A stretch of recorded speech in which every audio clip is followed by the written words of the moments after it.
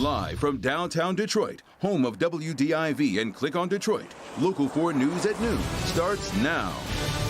Clash in Cleveland, the first debate of the 2020 presidential election, delivering fireworks and drama. The president once again warning he might not accept the election results. I hope it's going to be a fair election. If it's a fair election, I am 100% on board. But if I see tens of thousands of ballots being manipulated, I can't go along with that. Both candidates lobbed personal attacks. There were many interruptions, and Biden didn't back down. The question Supreme is, Court Justice, radical left. Will you shut up, man? Listen, now at noon, a comprehensive look back at the debate.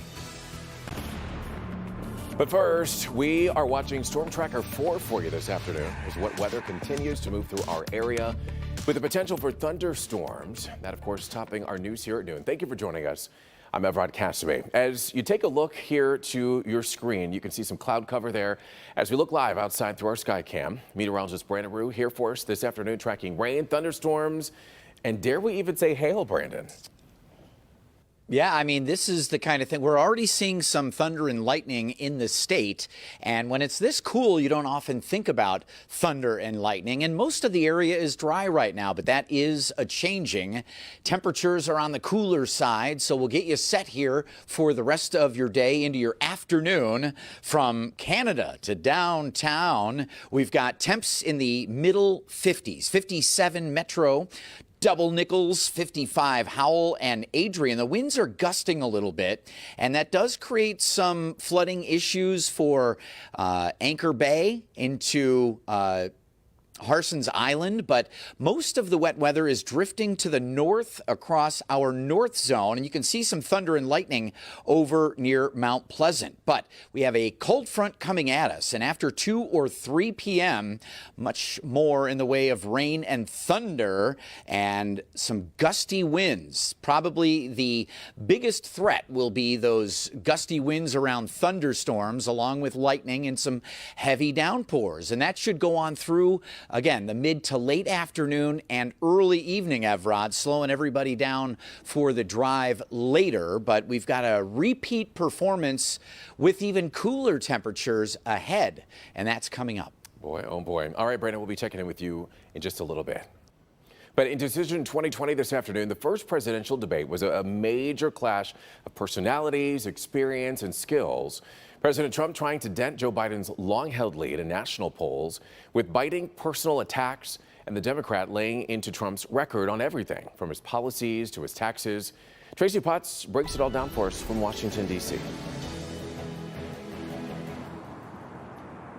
Debate reaction from Minnesota, where George Floyd was killed by police, and President Trump rallies today after refusing to condemn white supremacists and saying this about the far-right group known as the Proud Boys. Proud Boys, stand back and stand by. It was expected, but sad, because this was a clear chance for you to come out and rebuke those white supremacists. The Proud Boys today adding his words to their logo. Just a rogue president of the United States, and it's most unfortunate. But let's nonetheless be prayerful that somebody will intervene today and say, you just tipped the scale too far. Hey, are you saying I'm not going to listen to him. Members of both parties are saying the whole debate went too far, with Fox moderator Chris Wallace struggling to control the president's constant interruptions. No, Mr. President, I'm asking you a question. Will you shut up, man? Listen, who is on your list, Joe? President Trump tweeting a photo suggesting the moderator was against him. On the other hand, you have an angry, defensive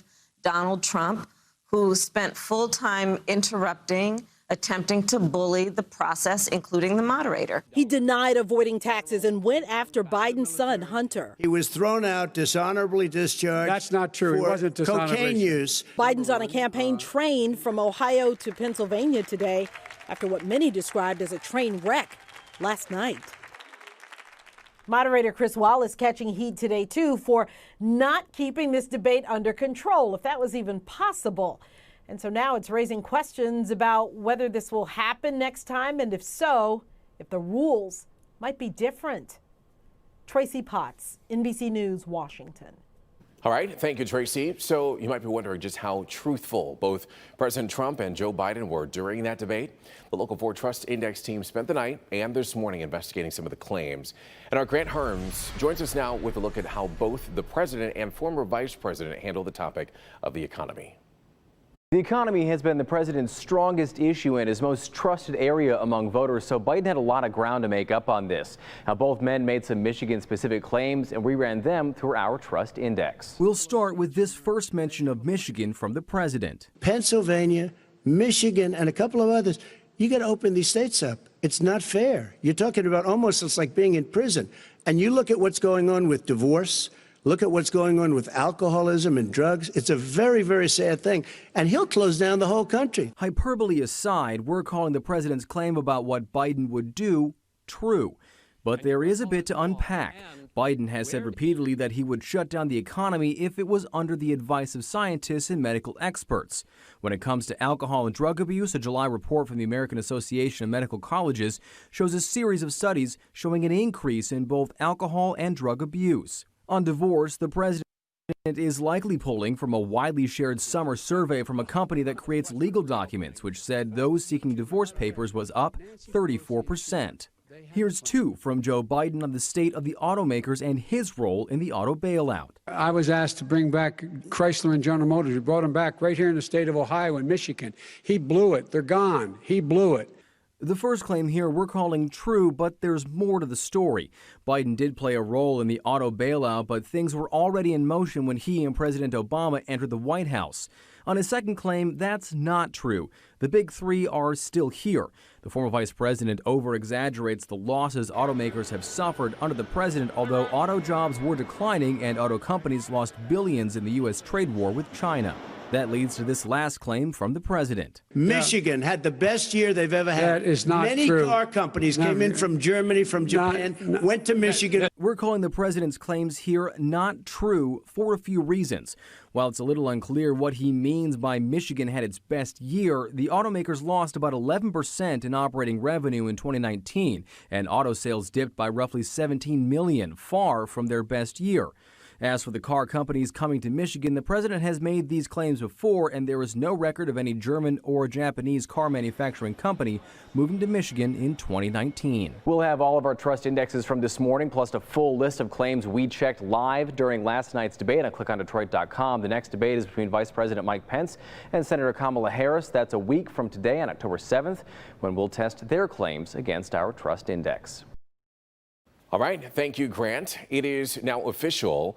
In other news this afternoon, the period of April, May, and June was the worst three-month stretch in history for the American economy. The Commerce Department today reported that the gross domestic product, which measures the output of goods and services, fell by more than 31% in the quarter. The dramatic drop reflects the shutdowns and slowdowns of businesses due to the coronavirus pandemic. And at the same time, the Commerce Department says the current quarter is likely to see an equally record-breaking rise in the GDP of as much as 30%. That official report is due out on October 29th, just 5 days before the presidential election. Meanwhile, the stock market took off this morning after Treasury Secretary Steven Mnuchin said that he hopes an agreement can be reached soon on a new economic stimulus package. You're taking a live look now at the Dow Jones Industrials average, which rose more than 400 points after Mnuchin's comments. Layoffs and furloughs are coming to workers with the Tigers, Red Wings, and the Fox Theater. According to the Detroit News this morning, Ilitch Holdings Incorporated announced it is realigning business operations. The newspaper says that workers on the business side will be impacted by this, but baseball and hockey operations staff will not be. In a letter sent to the employees, the company says the sports and entertainment industry was the first to shut down because of the coronavirus and will likely be one of the last to return. Well, we've got a Help Me Hank recall alert for you this afternoon. For hundreds of thousands of people driving around in a Ford, the automaker is recalling 700,000 cars because the backup cameras might show distorted images or even suddenly go dark. The recall covers most 2020 versions of the F-Series, trucks, Explorers, Mustangs, escapes, and more. Ford saying that the problem is caused by a poor electrical connection, but it's not aware of any crashes because of it, and they will replace the rearview camera for you for free. We have all the information that you need on our website. Just go to clickondetroit.com for that. There you'll find the impacted models. Developing now at noon, an investigation continues on Detroit's east side after a body is found inside of a car. It happened overnight in the area of Hayes and East Outer Drive. Police saying that the female victim was found in the back seat. We're working to get more information from police about who that victim is. And a family is searching for justice now after a mother of 3 is critically injured in a hit and run. It happened on Harper near Whittier on Detroit's east side. 26-year-old Janisha Shelton was simply crossing the street when she was hit by a dark-colored Jeep, and then she was hit again, this time by a dark-colored minivan. And police are telling us that both vehicles kept on going. Right now, she's in the hospital because of her injuries. It's going to take her 2 years before she learns how to walk again. That's really painful for me, for her, the pain that she's in and what she's going through. Her children, I'm telling my grandchildren every day, your mother will be home. They can't go to the hospital to see her. That's really hard. It's really hard for me to have to deal with that. I just ask that you please come out and turn yourself in. Really hard and really painful for that family. Crime Stoppers is offering a cash reward of up to $2,500 for any information that leads to an arrest.